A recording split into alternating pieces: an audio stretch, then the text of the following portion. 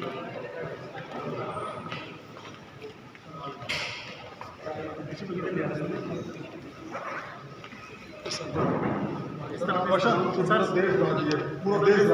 देश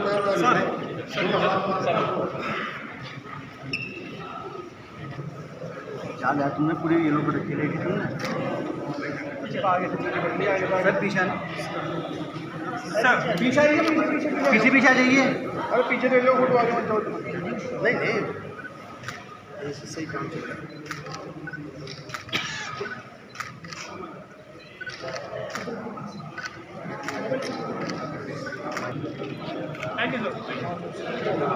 चलो आ जाओ। आज के विषय का और उस समय की घटनाओं का संबंध भी था। सुधींदु कुलकर्णी करके अटल जी के निजी सचिव थे और उन्होंने मुझे बुलाया था, तब मैं महाराष्ट्र में मंत्री था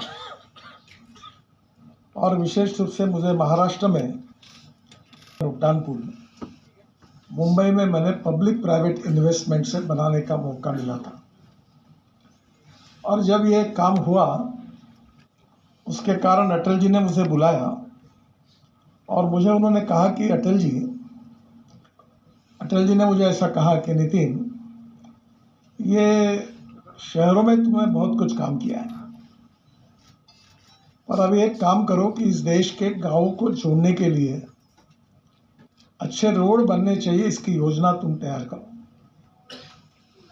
उस समय अटल जी के मंत्रिमंडल में सुंदरलाल जी पटवा ग्रामीण विकास मंत्री थे और मैं मुंबई में मलबार हिल पे रहता था, तो अक्सर वो भी मेरे यहाँ आते थे। वो भी बड़े आग्रही थे और उसके बाद में मेरी अध्यक्षता में एक कमेटी की स्थापना हुई। उसमें नाबार्ड के चेयरमैन थे, रिजर्व बैंक के डिप्टी गवर्नर थे। मेरी उम्र बहुत कम थी, 33-34 साल की उम्र होगी उससे, 34-35 साल की। तब मुझे ये काम जब मिला तब मैंने इस कमेटी में काफ़ी कुछ काम करते समय जो डेटा इकट्ठा हुआ उसके बाद में ध्यान में आया कि परिस्थिति बहुत भयंकर है। और मुझे याद आया कि मैंने अपने महाराष्ट्र में जब मैं मंत्री था तो अपने कार्यालय में मैंने American president John F Kennedy ji का एक प्रसिद्ध स्टेटमेंट अपने पीछे लिख कर रखा था। जॉन एफ कैनेडी जी ने कहा था कि American roads are not good because America is rich, but America is rich because American roads are good. और स्वाभाविक रूप से उस वाक्य से मैं जुड़ गया और मैंने अटल जी के सामने जब रिपोर्ट पेश किया तो मैंने यही बात रखी। कोई राजनीतिक टिका टिप्पणी मुझे नहीं करनी है, पर हमारे 47 में जब हमारे देश को स्वाधीनता मिली तब गांधी जी ये कहते थे कि हमारे देश की 85 to 90% जनता गांव में बसती है और गांव गरीब मजदूर और किसान के कल्याण के लिए उन्होंने जो अपना सामाजिक आर्थिक चिंतन रखा था, उस चिंतन में ग्रामोद्योग हो, कृषि उद्योग हो, कुटीर उद्योग हो, हैंडलूम हो, हैंडीक्राफ्ट्स हो, इसके सब के पीछे उनका एक भाव था कि किसी प्रकार से भी रूरल इंडिया का विकास हो। और स्वाभाविक रूप से ये जो कल्पना उनके मन में थी, उस बाद में जब हमारे देश में हमारी सरकार आई तब स्वाभाविक रूप से ये भी आवश्यक था कि देश के विकास के लिए बड़ी बड़ी इंडस्ट्री, बड़े बड़े पावर प्रोजेक्ट, रेलवे, हवाई जहाज, इन सब में इन्वेस्टमेंट करना बहुत जरूरी था। पर उस सब करते समय जो प्राथमिकता और प्रायोरिटी थोड़ी रूरल एग्रीकल्चर, ट्राइबल सेक्टर को मिलनी चाहिए थी, जल, जमीन, जंगल और जानवर पर आधारित जो टेक्नोलॉजी को विकसित करने की आवश्यकता थी, उसमें स्वाभाविक रूप से उतनी प्रायोरिटी खर्चे के हिसाब से नहीं मिल पाई। और इसी के लिए धीरे धीरे ऐसा हुआ कि आज 30% पॉपुलेशन गाँव से शहरों की तरफ आई है। जो माइग्रेशन होता है वो खुशी से नहीं होता है, वो मजबूरी से होता है। और मैं भी स्वाभाविक रूप से किसान हूँ, मैं इंजीनियर नहीं हूँ। बहुत लोगों के मन में मेरे बारे में ऐसा फैलाया कि इसमें गरीब आदमी के हित में है।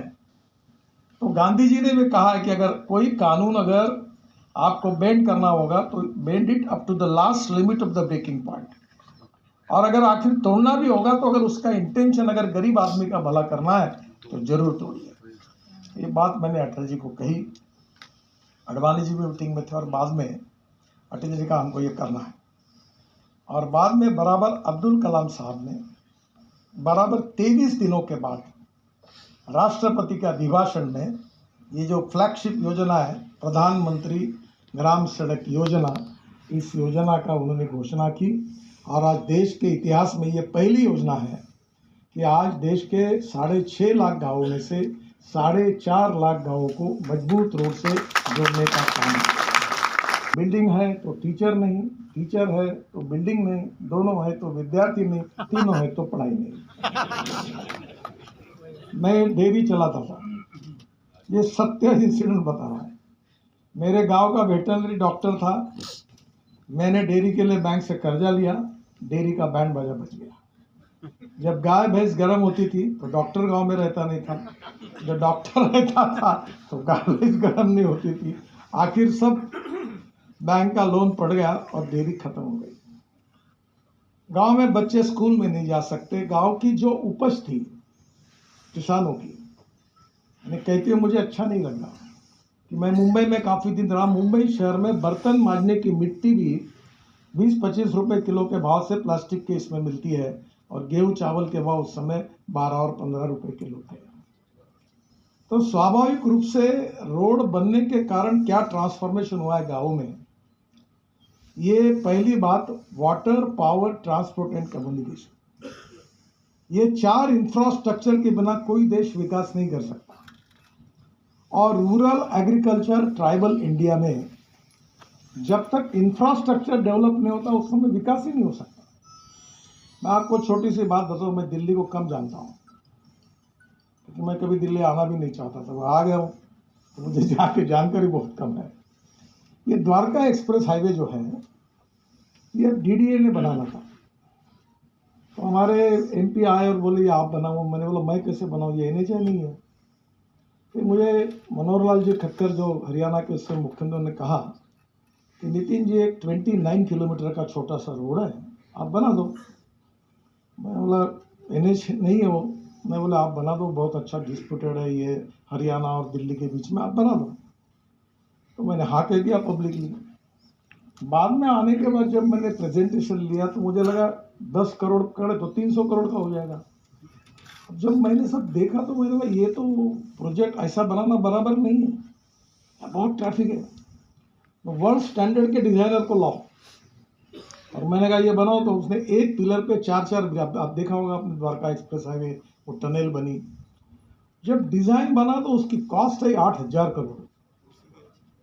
और आपको मैं ताजुब कर रहा हूँ कि मैं तो अधिकारी मुझे कहने लगे कि सर ये इतना बड़ा खर्चा है। देखो कम काम करो, जो करना है वो ठीक से करो।